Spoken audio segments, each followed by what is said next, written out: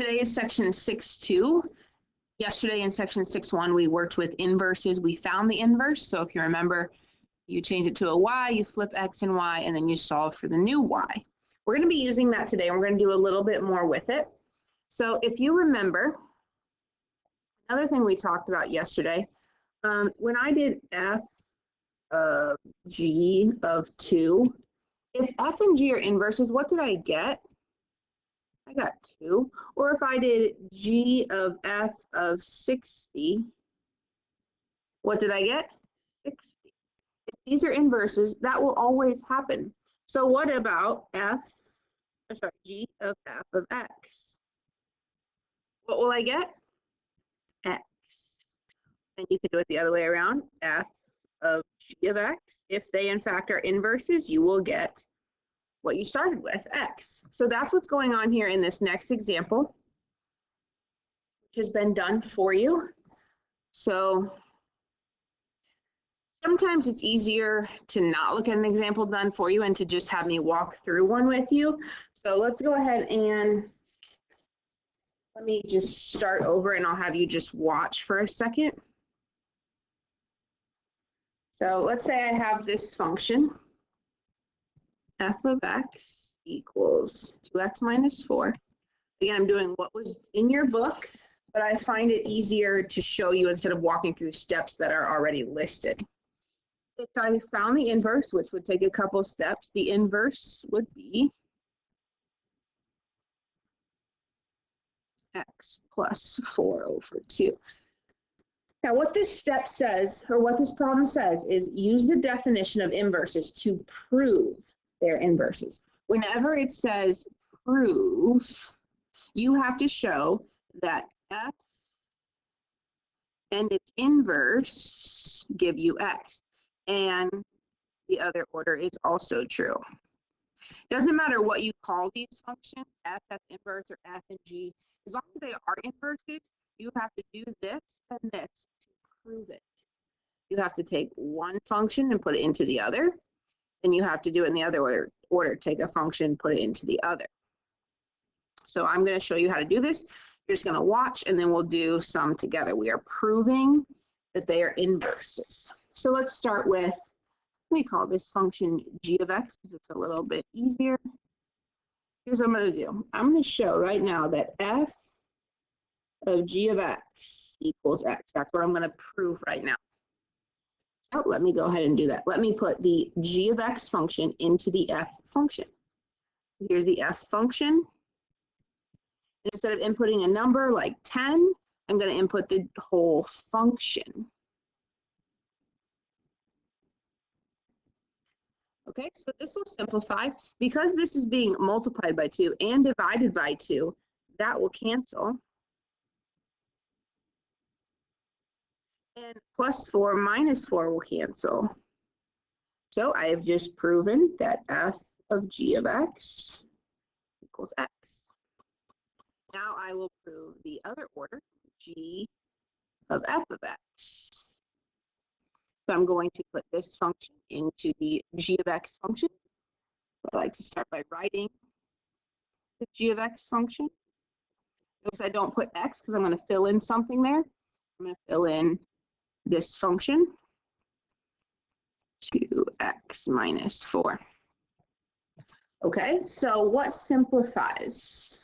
Well, it's not the 2's because this x is being multiplied by 2 and divided by 2, but the 4 is being divided by 2 and not multiplied by 2.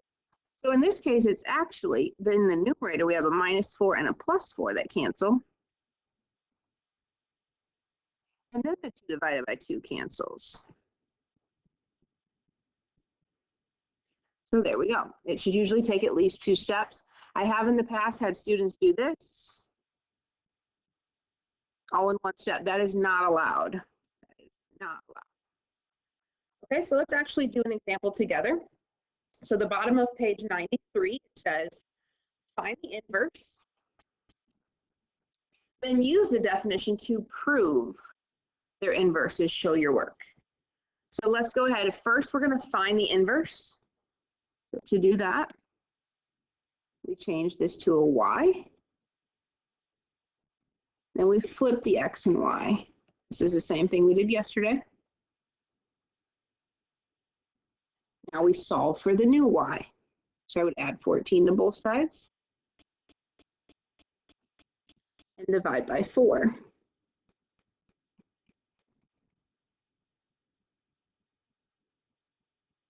When you're done,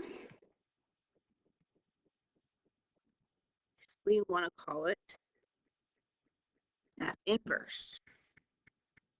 Now we are not done. We have done this first part, find the inverse. We have not proven it yet. So to prove it, I will do the prove part in a different color. I can prove that f of f inverse, when I do that, I get x. So let me go ahead. So ignore part B for right now. Go ahead and put the f inverse function into the f function.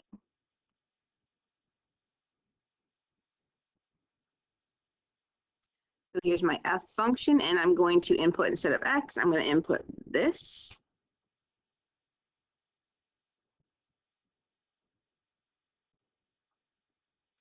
Now, what cancels, the 14s or the 4s? The 4s cancel, because this isn't just a 14. It's added x and it's multiplied by 4, divided by 4. Lots is going on with that 14. This is just a plain 14. But all of this is being multiplied by 4 and divided by 4, so those cancel. And now 14 minus 14 cancels. Okay, let's do it in the other order. F inverse of f of x. If you want to pause the video and try it on your own, you can. Go ahead and put the f function into the inverse function.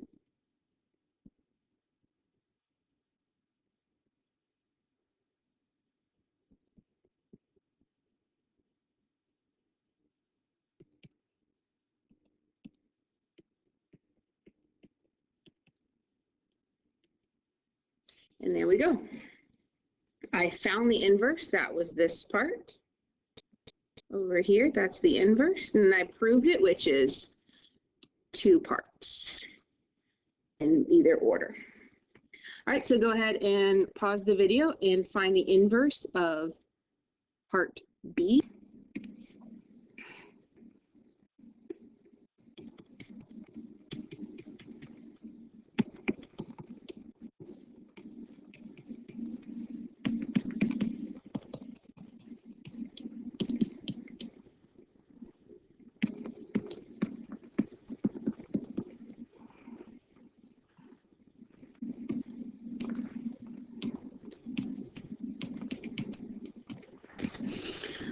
All right, so for the inverse, I got 2x minus 6. Now I'm going to prove that they are inverses. So I'm going to show that g of g inverse is going to be x.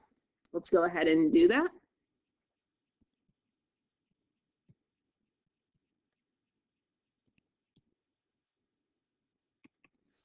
Now for this, nothing cancels right away, but I can distribute the half.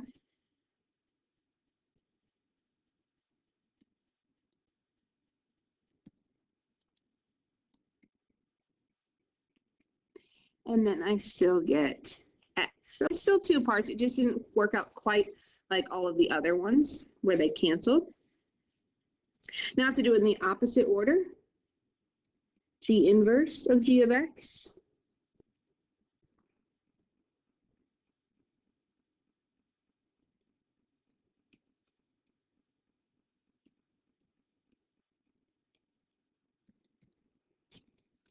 So here, maybe you want to distribute again. 2 times a half x is x.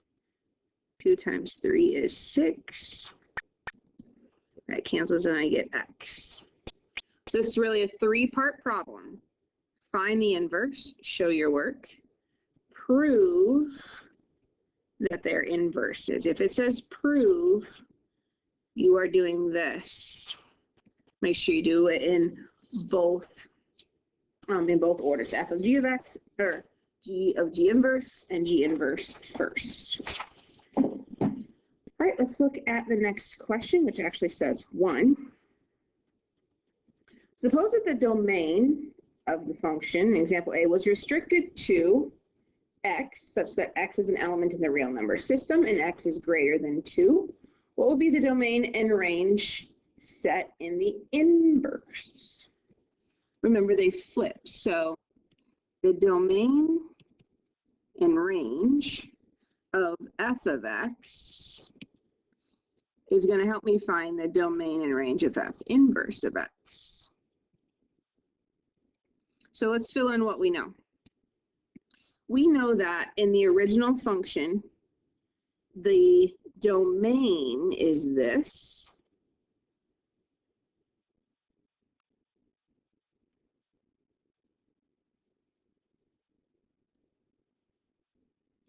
So that is going to be the range of the other one. That will always happen. If their inverse is the domain of one, will be the range of the other. So in this case, it would be y's, such that y is an element in the real number system, comma, y is greater than or equal to 2.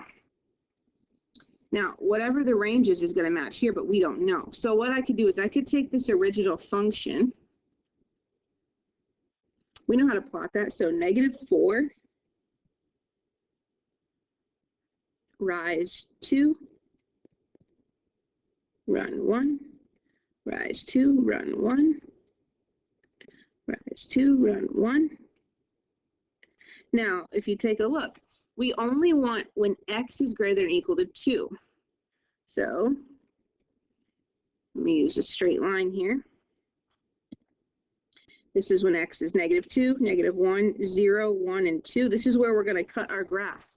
So I don't want any of this. I want only x is bigger than 2. So, oops.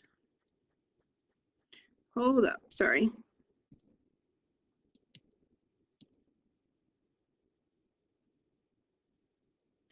Okay. So what is my range of this original function? What's the lowest y value? 0 up to infinity. So the range is y's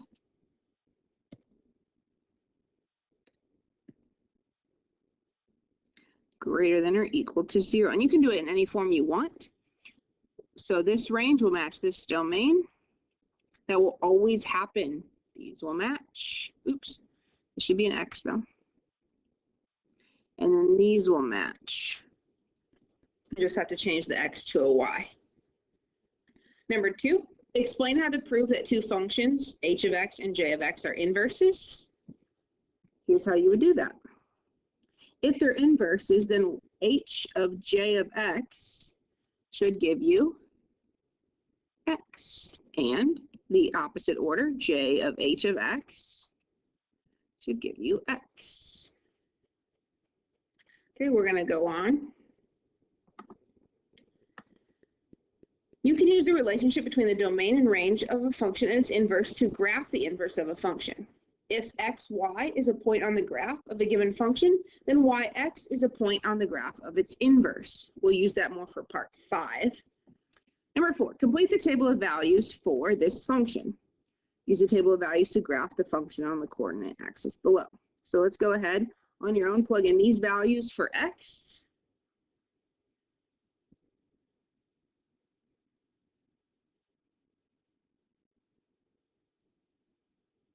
You might want to pause the video, and when you're done, plot those points and draw your line.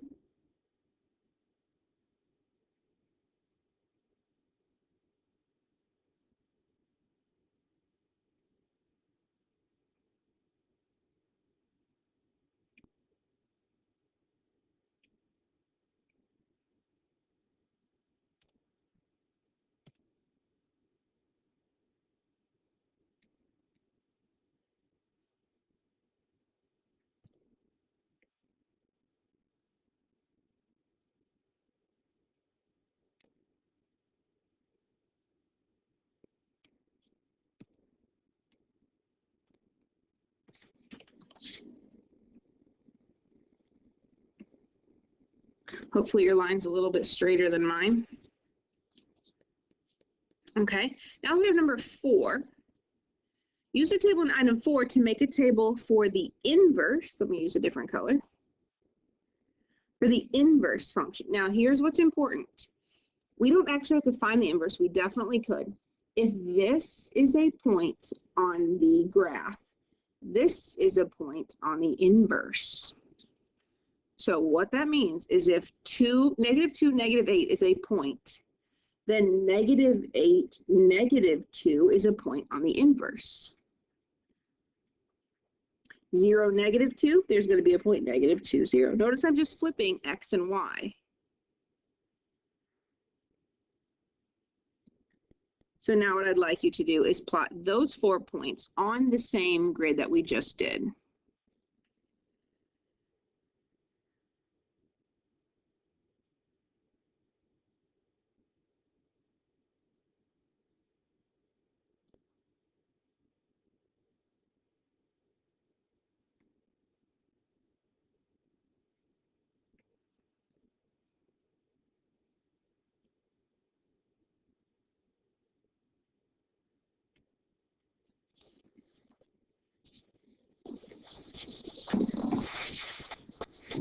So you could, again, find the inverse, flip x and y, solve for y, and make a graph. Or if you already have points, you don't have to do all that. You can just flip the points and you have your other graph.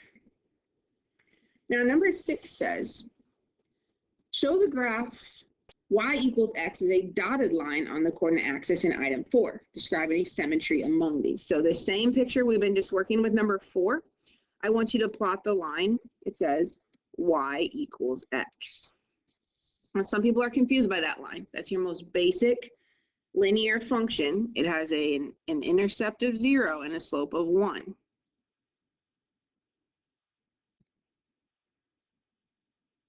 So rise 1, run 1.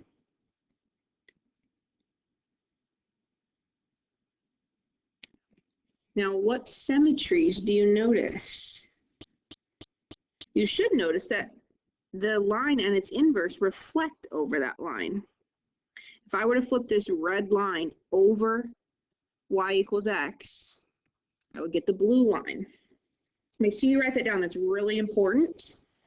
Inverses reflect over the line y equals x. And then in number 7, you'll see it actually says find the inverse. So we'll actually go ahead and find the inverse, even though we didn't have to.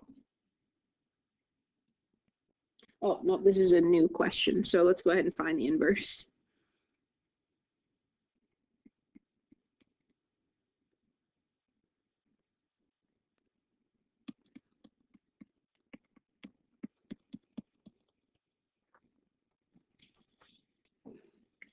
And then number 8, it says to graph the original function and the inverse on this same graph. Also to draw the line y equals x. We have 3 things to graph: the original, the inverse, and the line y equals x. Go ahead and do that.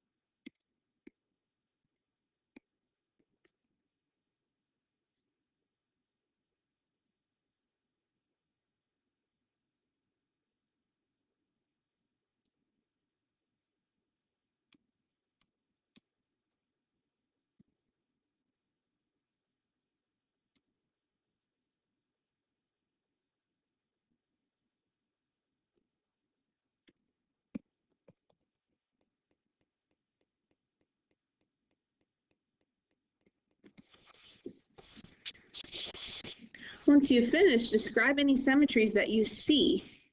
Or what do you notice? The same thing as our other graph. This one looks way different. These don't intersect, but they still reflect over the line y equals x. Inverse functions will always reflect over the line y equals x. Their domain and range will always be flipped.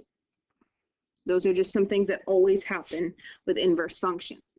All right, so that's where we're going to stop for this lesson.